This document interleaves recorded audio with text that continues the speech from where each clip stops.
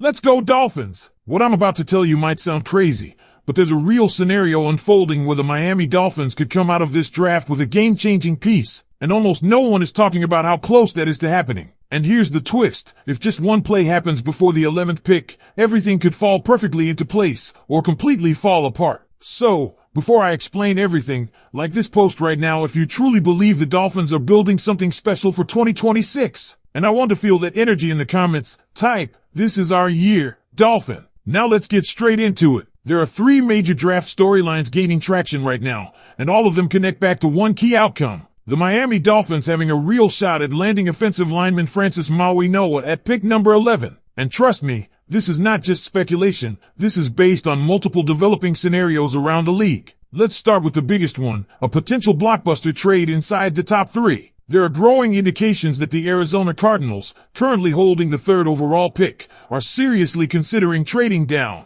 Why? Because while they are targeting an offensive tackle, they don't believe any of the available prospects are worth taking that high. So instead of reaching, they want to move back, collect more draft capital, and still grab their guy later. Now here's where it gets interesting for Miami. There are rumors that the Dallas Cowboys could be the team trying to jump up to that number 3 spot to select edge rusher David Bailey. If that move actually happens, Arizona would likely slide back to around pick 12, just behind Miami. And suddenly, the entire top 10 shifts in a way that could leave every top offensive tackle untouched by the time the Dolphins are on the clock. Think about that for a second. You're talking about a scenario where teams ahead of Miami are focused on positions like edge rusher, wide receiver, and defense, not offensive line. That opens a clear path for the Dolphins to grab the best available linemen without having to trade up or reach. And it doesn't stop there. Another rumor gaining serious traction involves Ohio State wide receiver Carnell Tate. There's growing belief that he could go as high as number 2 overall. Yes,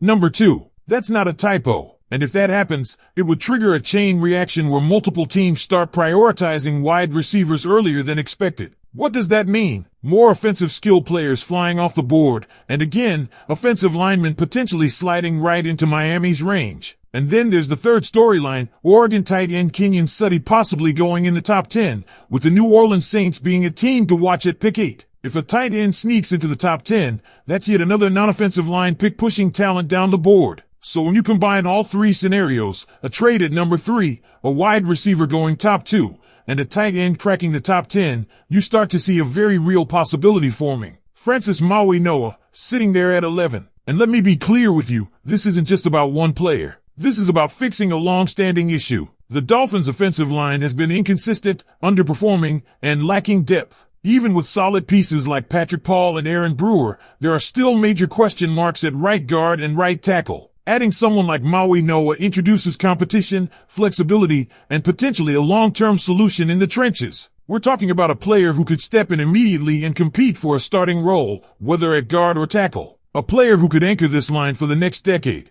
And most importantly, a player who fits exactly what the front office is trying to build, the best 5 linemen on the field, regardless of draft status or past performance. But here's where I want to bring you into the conversation. Because while all of this sounds promising, it's still dependent on how the board actually falls. These are rumors. These are projections. And in the NFL draft, anything can happen. And here's where things get even more intense, because what we're hearing internally suggests that this isn't just about luck falling into Miami's hands. This is about a shift in philosophy from the front office that could define the next era of this franchise. The Dolphins are not approaching this draft like they have in previous years. There's a very clear emphasis now on competition, physicality, and building from the trenches outward. And that lines up perfectly with everything we're hearing about Francis Mauigoa and why his name keeps coming up over and over again in these scenarios. Let's talk reality for a second. Last season exposed a lot of weaknesses on the offensive line. Yes, there are pieces to like. Patrick Paul is being viewed as a potential long-term answer at left tackle. Aaron Brewer has proven himself at center. But beyond that, nothing is locked in. And that's exactly how this new regime wants it. John Eric Sullivan made it clear, no one is guaranteed a job. Not Austin Jackson, not Jamari Salyer, not Jonah. Every single one of those spots is up for grabs. And if you bring in a player like Mauigoa,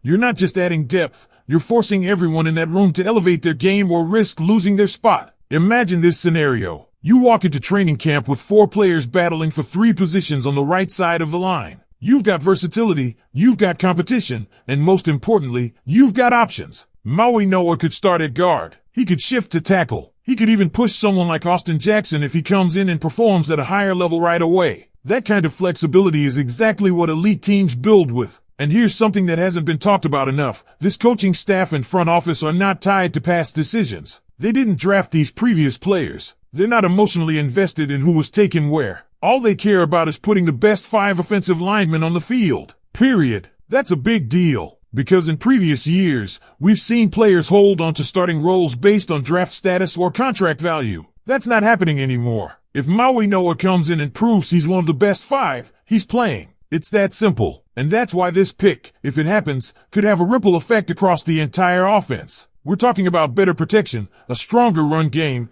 and giving this offense the balance it's been missing. Because let's be honest, Dolphins fans, when this team struggles, it usually starts up front. Fix that, and everything else starts to click. Now, I want you to really think about the bigger picture here. If even one of those draft rumors becomes reality, the Cardinals trading back, Carnell Tate going top 2, or Kenyon Sutty cracking the top 10, the odds of Miami landing a top-tier offensive lineman skyrocket. And from everything we're hearing, there's already growing belief that there's better than a 50% chance Maui Noah is available at 11. That's not just hope anymore. That's a real possibility. And if the Dolphins don't take him in that situation, that would raise some serious questions about how they're evaluating this roster and what direction they truly want to go. Because opportunities like this don't come around often. Sitting at 11, not needing to trade up, and still landing a potential franchise offensive lineman, that's the kind of moment that can define a draft class. So now it all comes down to execution. Will the board fall the way Miami needs? Will the front office stay disciplined and make the smart pick? Or will they go in a completely different direction and surprise everyone? And this is exactly where things start to get a little controversial, because not everyone inside the Dolphins fan base is fully aligned on this strategy. There's a growing split right now. On one side,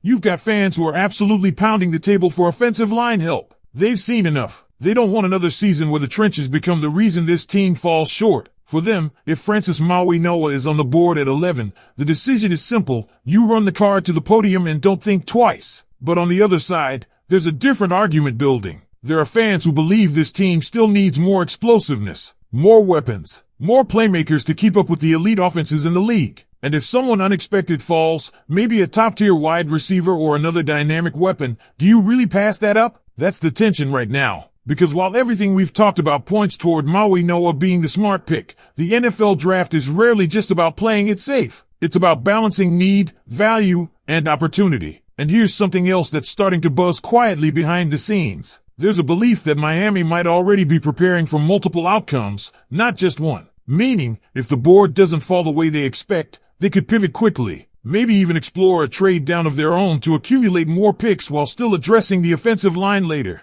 Because let's not forget, while Maui Noah is a name that keeps coming up, he's not the only option. There are other linemen in this class who could step in and compete. The difference is, Maui Noah is viewed